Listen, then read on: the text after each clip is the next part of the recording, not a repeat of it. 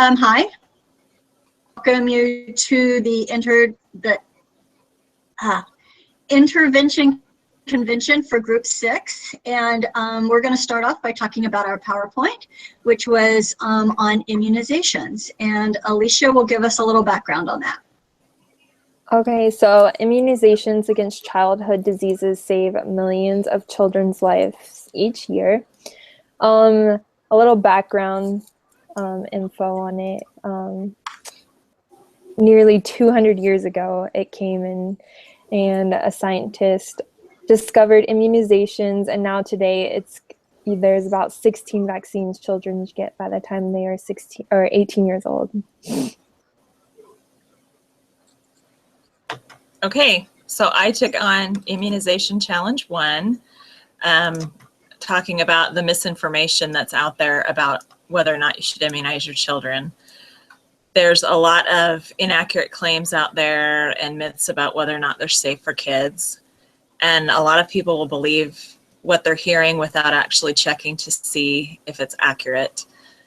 And one of the common ones is a link between MMR and autism, which has been disproved several times, but it still circulates with parents that are looking to immunize their children or not. And so I recommended that you check with your pediatrician to make sure you're getting the correct information about current immunizations and how safe they are. Okay, I took on challenge number 2, which was how to get immunizations to low-income families.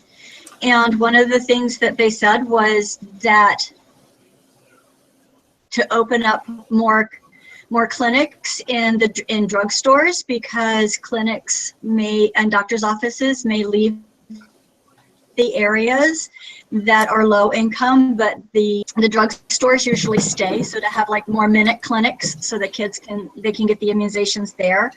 Another thing that they suggested was to link them with places that they go, their daycare centers, or the school place where the parents go all the time, so that they don't have to use their money to get transportation to go back and forth. And they said one of the reasons that low-income families don't get immunized is that many of them now are coming from countries that don't immunize, where they are afraid of quote-unquote government officials. So they said what they need to do is send out doctors and nurses into the communities to kind of put their fears at rest, so that they'll bring their children in to be immunized. And they also said that more money needs to go to, more funds, more money needs to go to getting the low-income children immunized. And that's it. And my contribution was connecting the association of Bronfenbrenner's ecological systems theory with the immunizations, and his theory stresses the importance of the developing person in his or her surrounding environment, and he believes that a person's development is affected by everything in their surrounding environment, which in the case of immunizations is people, because if they aren't immunized, the risk of that disease is more prevalent. And Bronfenbrenner, to describe his systems theory, he divides it into 5 different levels: the microsystem, which is like the immediate family or peers and things like that, and then the mesosystem, which is the interactions between those microsystems, like school and family; the exosystem, which is like community on media and things on the further out level; and then the macrosystem, which is cultural values and political systems; and then the chronosystem is like historical events or environmental events and things like that. Like environmental event, like it was kind of a big deal here in California when there was a measles outbreak at Disneyland, and that was like in the news, and it was kind of a big deal, and it prompted a law that now all the children in school have to have their immunizations. So that's something that was new this year. So the increased use of preventative services such as immunizations improves the health of the child and children, but it also promotes healthy lifestyles as well in the whole community. And then the culture of living healthfully affects the attitudes and ideologies, which in turn influences laws and government policies, as well as the media. So that was my contribution. Okay. Okay, now we're going to move on to the second part of the presentation. And Kimberly will start us off with talking about anxiety.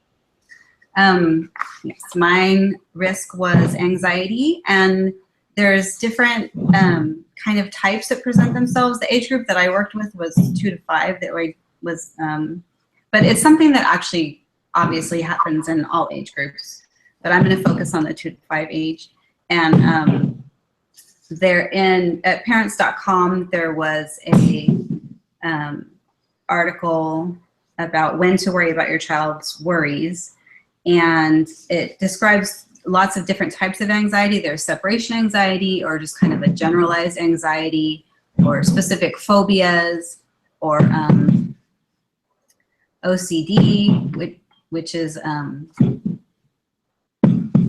often the result of intense fears. And how the anxiety generally presents itself, a lot of times it can be stomach aches or sleep troubles, or they could be having outbursts and tantrums and things like that. And as I said, at parents.com, it talked about the difference between just normal worrying and anxiety disorder is the severity. And although feeling anxious is a natural reaction to a stressful or dangerous situation, a child may need help if their anxiety is like out of proportion, or if it persists for a long period of time, or if it interferes with his life and healthy development. The interventions that I talked about, because it was actually something that we had to do with one of the 3-year-olds in my classroom. He had severe separation anxiety at the beginning of when he first started to come to the classroom. And he screamed and kicked and hit, and it was very difficult for him to transition, which we generally try to do like continuity of care, where they move up with a caregiver, and we try to keep them in the same classroom for as long as possible. But we had just had a new hire, which, that happens. And so it was a new teacher. He was familiar with me, but I wasn't his primary care person. And also our classroom was different. So, and that's who I had interviewed, was my co-teacher, and she was the new teacher. And we had talked about all the things that we had done for intervention. We really worked with his mother, because she's a single parent. She was stressed out herself and had her own anxiety. She worked full-time. She was a student full-time, and is obviously a parent full-time. And so we discussed the strategies of coming in 10 extra minutes so that she can be relaxed when she's dropping him off, and he knows that he has those few minutes with her. Because a lot of times parents worry, which exacerbates the problem, and the child's constantly worried. It's like, when are they going to leave me? When are they going to leave me? And so if it was the same amount of time each day, he would know, okay, I've got her for 5 minutes. I can show her one thing, and then she'll leave. We had a picture of her and him together that he got to carry around. He was always passed off to the same person.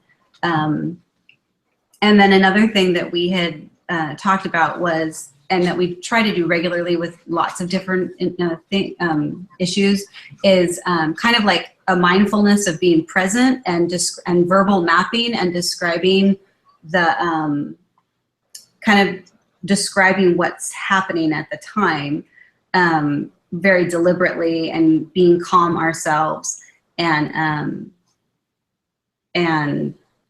basically kind of a running commentary of what's happening. Your mom's, going to read her books and study, and she'll be back, and, and that by building that sense of trust, it becomes easier and easier, which it did. And he's a very intense little individual.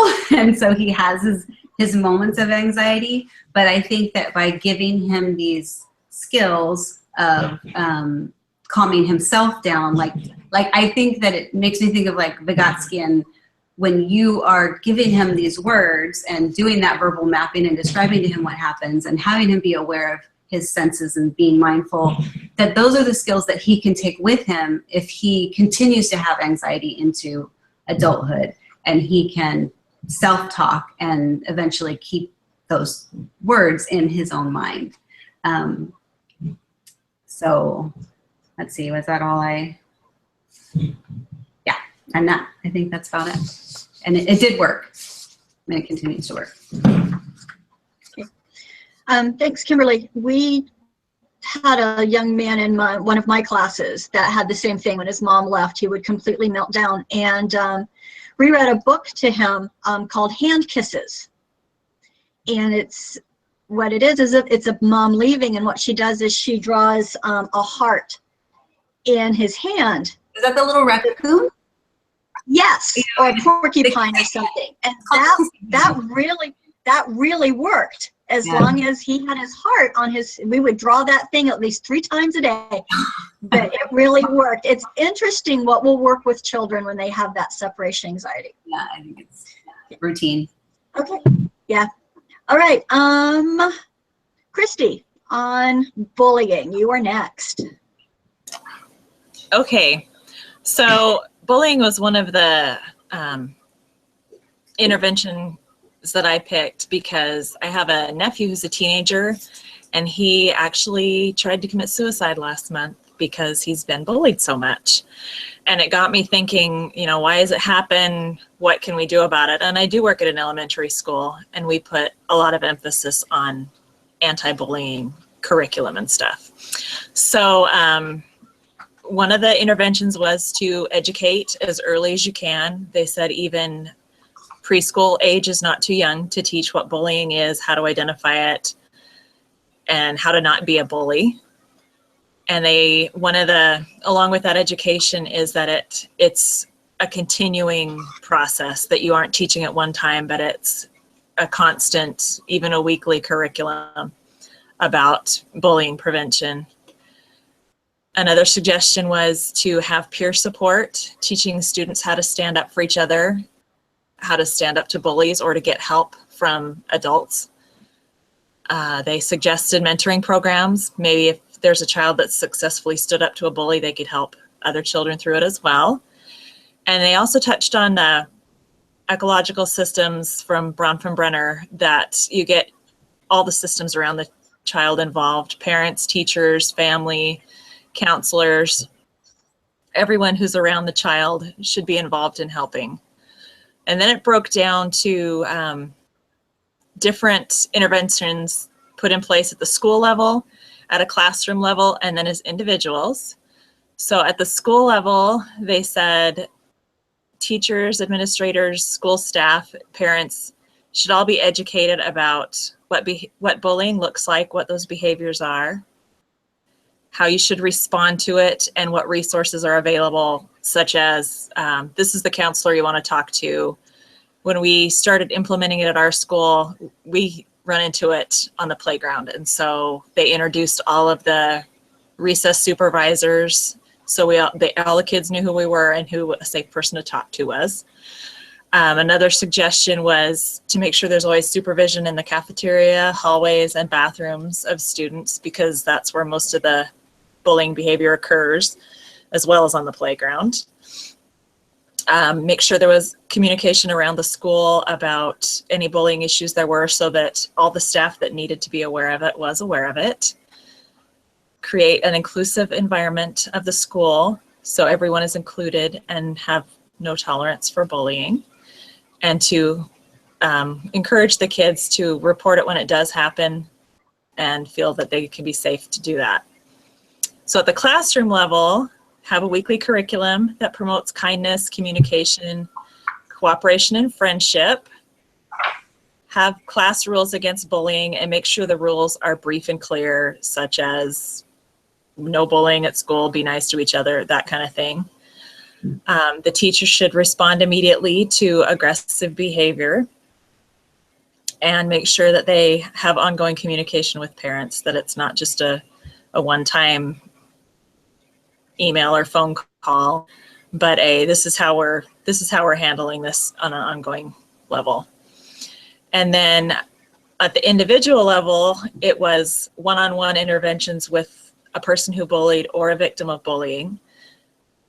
Session with both of them and bring their parents in that as well.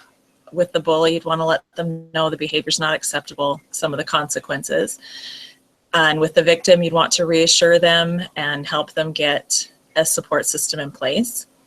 And then it also suggested role playing, which I think is really helpful to teach a little bit of assertiveness for victims of bullying and to teach bullies themselves appropriate ways of communicating with others and behavior that's not as aggressive. So one thing, I've used a lot of these interventions and they really do help. I think the best part about it has been watching peers out on the playground stand up for their friends when they come to you and say, this person's been bugging us every day about whatever, and you can pull all the kids together and problem solve a little bit and teach them to be empathetic with each other. How would you feel if, the kids were doing it to you? And it's really cut down a lot on the bullying type behaviors, just because everybody's more aware. They're thinking of how others will feel, and it's kind of made recess go a little bit easier. And then I think that's about it. Okay. Thank you. That was very good, very thorough. Bullying, I think, happens everywhere. And we just, as adults, have to be very cognizant of when it's going on. And one of the things that we have to remember is when the kids do come and say, this person's bullying me, I've seen this happen, where adults will go, oh no, it's something else. And we need to really validate when the kids come in and self-advocate for themselves.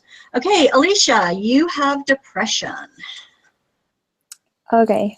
So I chose this topic because I come from a long background of people who suffer from depression, like even doing family history, like great grandmothers, grandfathers. I don't want it to affect my children one day, and when I have kids, so understanding the signs and the interventions is important to me.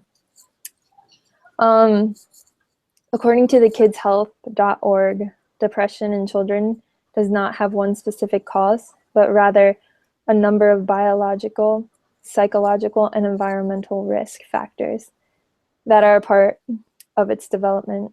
2% of preschool age and school age children suffer from depression. Depression can interfere with the energy of a kid, concentration, sleep, appetite. Kids with depression may lose interest in activities and schoolwork, seem tired, give up easily, or withdraw from friends or family. Depression can make kids feel worthless, rejected, or unlovable, and it can make everyday problems seem more difficult than they actually are.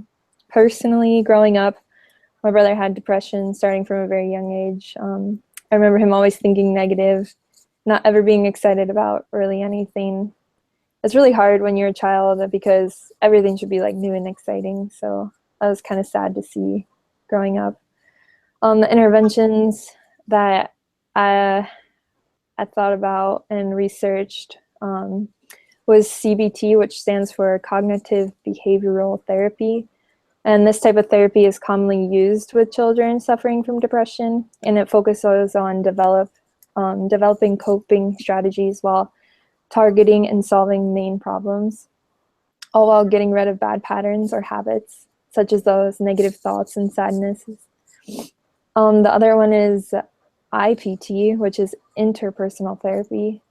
This form of psychotherapy seeks to alleviate depressive symptoms by helping children with using two strategies. The first one is educating the family and the child about the nature of their depression, which I thought was really important, making them feel like they're going to be okay and their family is going to support them. And then the second one is defining the problem and really targeting and making goals and setting goals to eliminate the problem.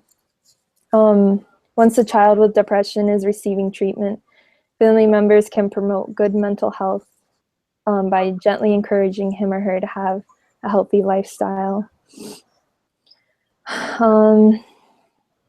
Some things that you can do to encourage a child that is suffering from depression is a healthy diet, getting enough sleep, exercise, remain socially active, and engage in healthy stress management activities. Loved ones can also be helpful to the depressed child by discouraging him or her from engaging in risky behaviors.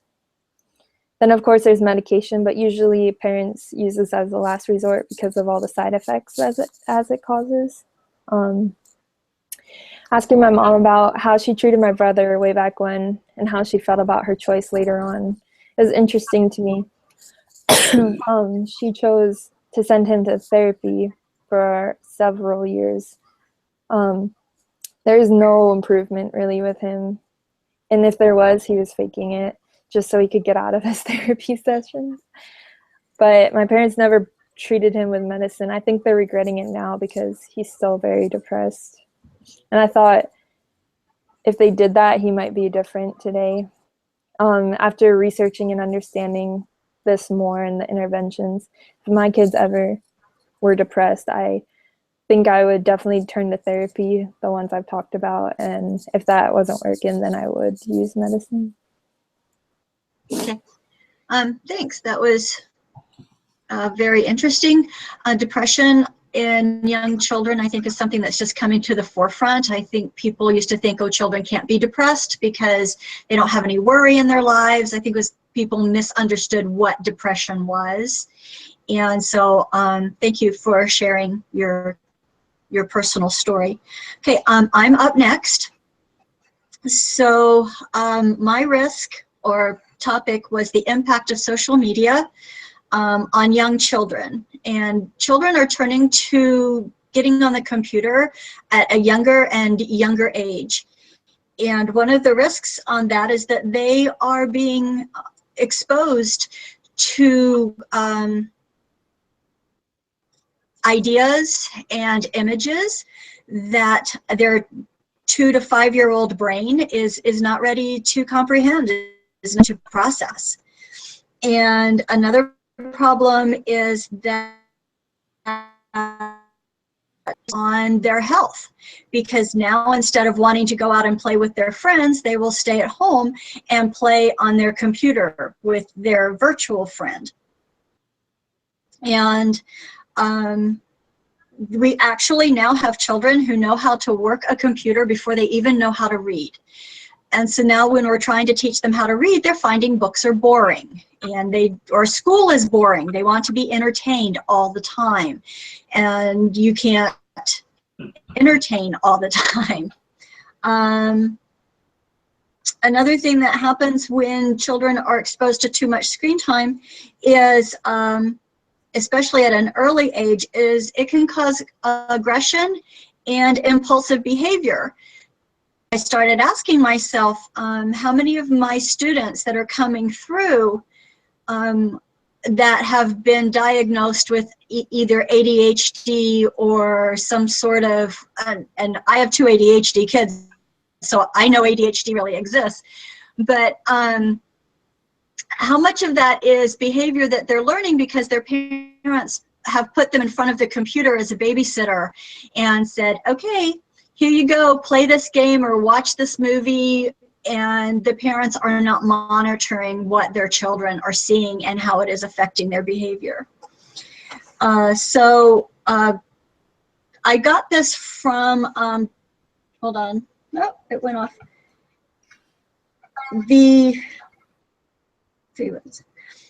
Okay, Dr. Kimberly Young is one of the people that have gotten ahead of this, and she comes at it as an addiction, treats it as an addiction that our children now have.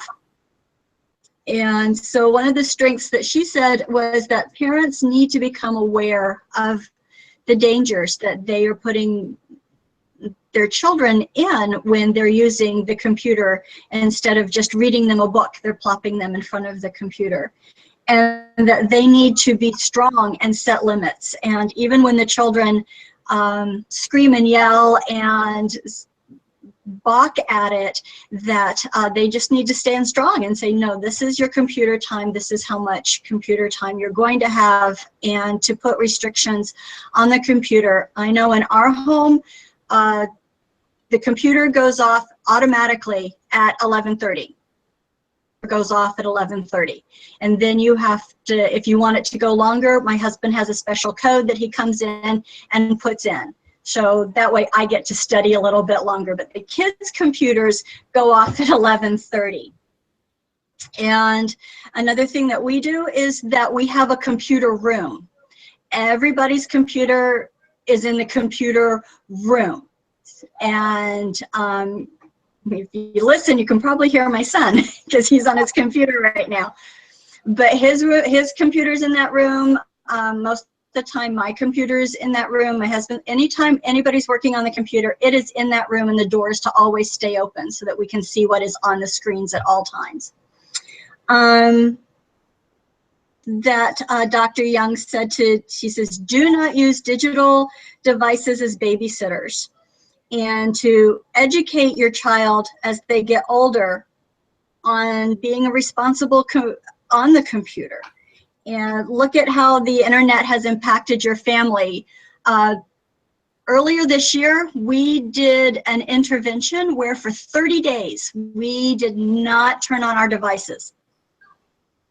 There was no computers, no smartphones, no Game Boys, Game Cubes, anything like that. We completely did a 1950s reboot.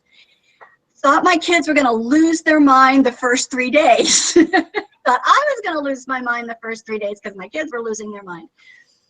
But we rediscovered that we love playing board games. We love playing card games with each other. And that was something that we had lost as a family as we let the computers take over more and more and more of our social lives.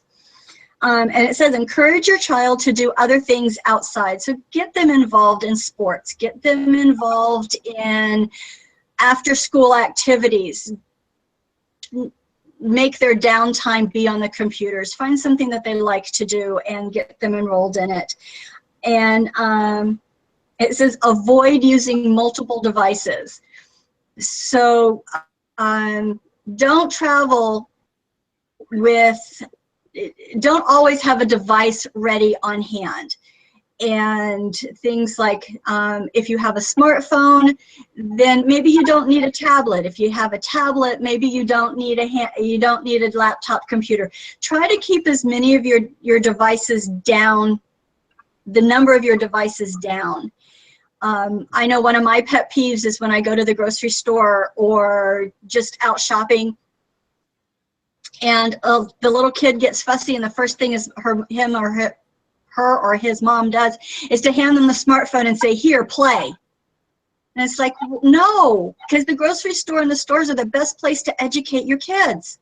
You know, you can go through the colors, you can look at the numbers on the aisle, you can count how many jars of peanut butter there are, you can talk about what's hard, what's soft. I mean, there are so many opportunities when you're in a store to do some really great teaching, and they hand them their smartphone instead of trying to come up with some creative way to keep their child from being fussy. And she suggested some appropriate times for a computer, how long people should be on it. And she said from the ages of 0 to 2 years, they should never be on the device. Never. Then from 3 to 5 years, it should be 1 hour per day, but it should be monitored by the parents. And after, since my group was 2 to 5, that's what I zeroed in on. But it gets harder as your children get older to keep that computer time down. But she said that the more you can keep your computer time down, the better off your child will be. And she said if you're going to use it, then use it for an educational purpose, like especially for children that are 3 to 5 years old. Find the ones that have the alphabet, find the ones that are the shape sorters, find the ones that actually have something to offer the child education-wise, not just one of the kind of the games that just kind of don't get your brain working. She said, but be really careful because the educators are not as educational as we are led to believe, because what they do is they promote rote memorization, and they're not teaching the child creative thought, logic, or reasoning. So she should be very careful. Everybody says, oh, but it's educational. And she says, yeah, well, maybe not as educational as you think. And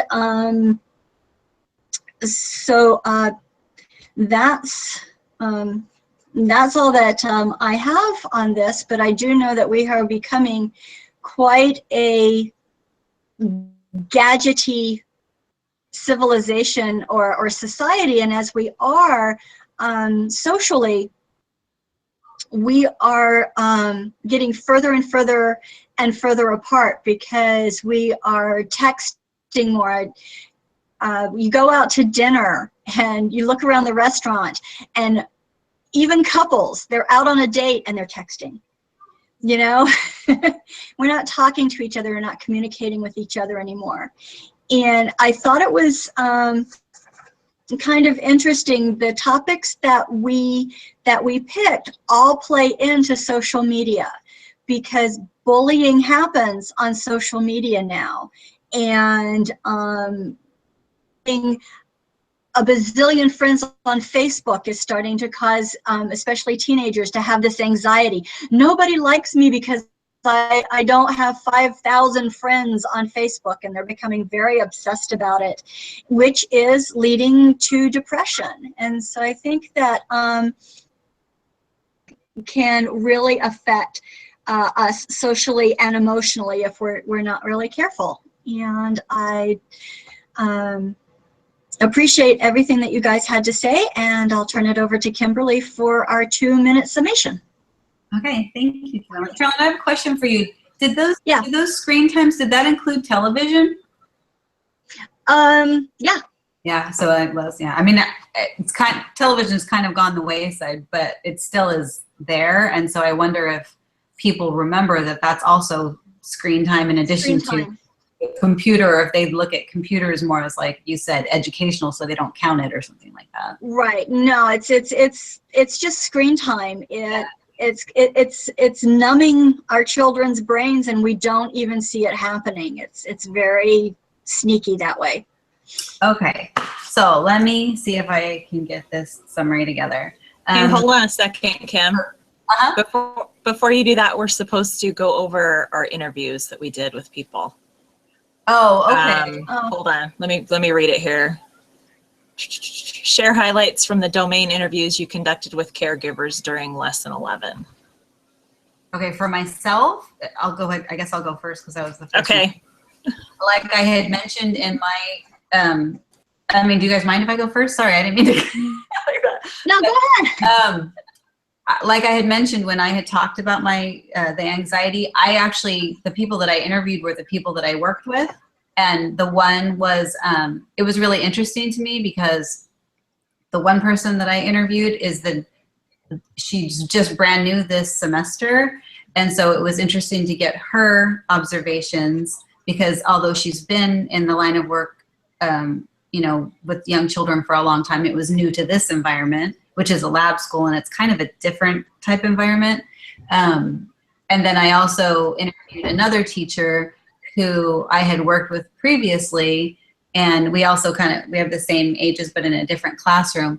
And I think that it was interesting because even though I talked to them both separately, they all kind of brought up the same things: the self-regulation, the anxiety, not necessarily, well, I guess it's kind of all tied into self-regulation. Those were kind of the two big ones for them. So I thought that was kind of interesting, and maybe I should have expanded my interview pool, you know, and I did talk to parents, but the main ones that I talked to were my coworkers. So that's my bit. Okay. I think my insight I gained was the parent I interviewed for their child who has sensory processing disorder.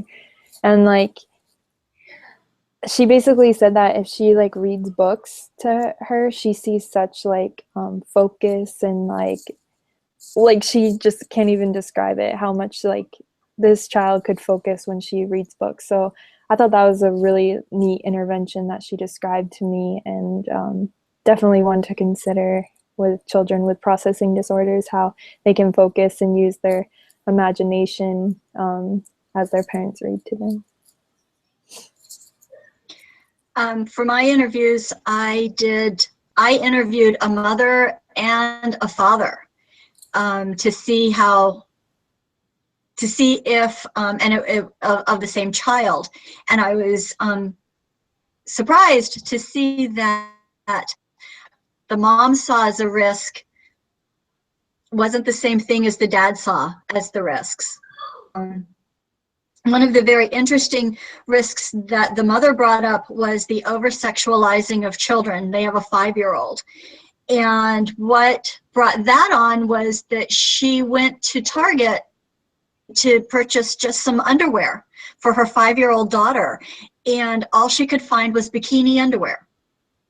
She could not find, she went to Target. She said she went to Target, she went to Walmart, and I think she went to Kmart. And she couldn't find just any briefs. It was all bikini underwear for a 5-year-old. She finally ended up ordering them on Amazon. And she goes, if I can't find just cute little briefs for my 5-year-old, what's that saying about the type of society that we're raising our daughters in?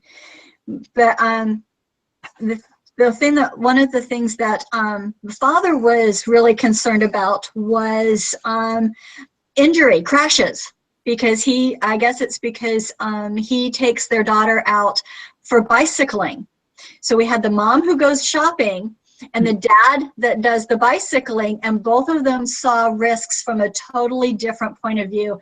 And I just found that very interesting. Okay. All right. I think that's awesome that you interviewed parents. That is such a good idea. That's a good idea. Anyway, so I interviewed one of our interventionists at school, and then I also interviewed a mom.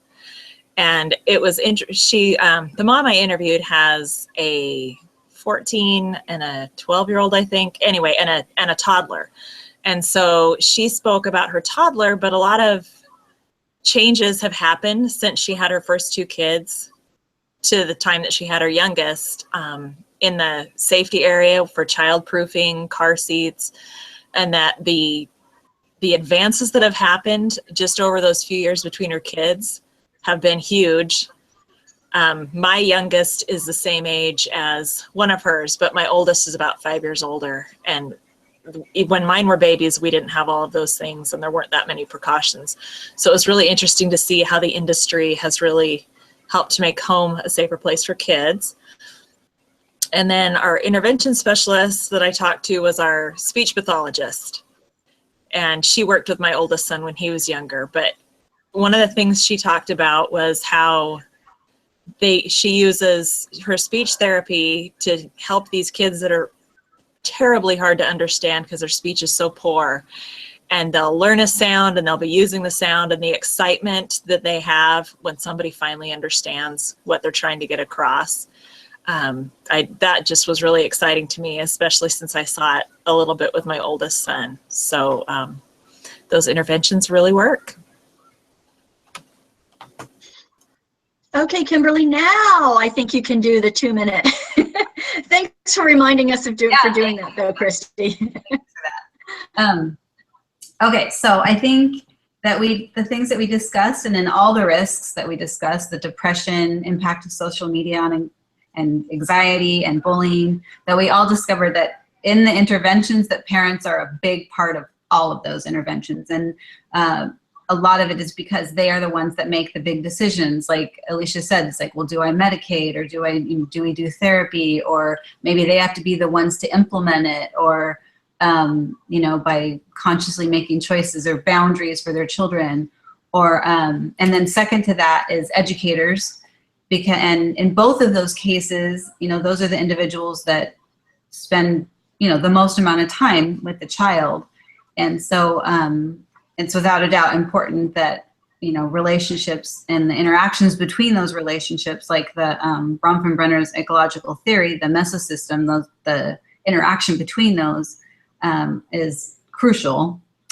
And that knowledge, we discussed that knowledge is very important, and that education's a continuing process, and that by educating not only the parent but also the child and giving them skills that they can take with them to help themselves in the future, and also to help others, you know, like such as the case of, you know, bullying and things like that. And like it says in core concept number 5, that it's the relationships, human relationships, and the effects of relationships on relationships. Those are the building blocks of healthy development.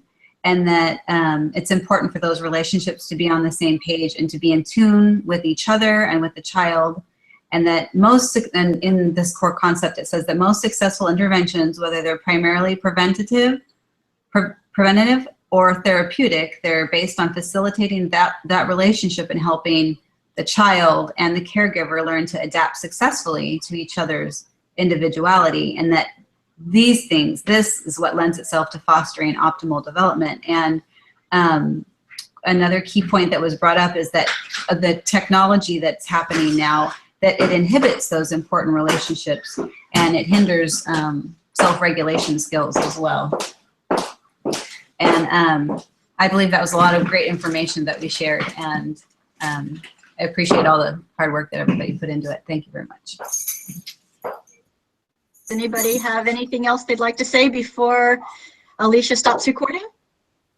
All right, I think we're good. Okay, Alicia.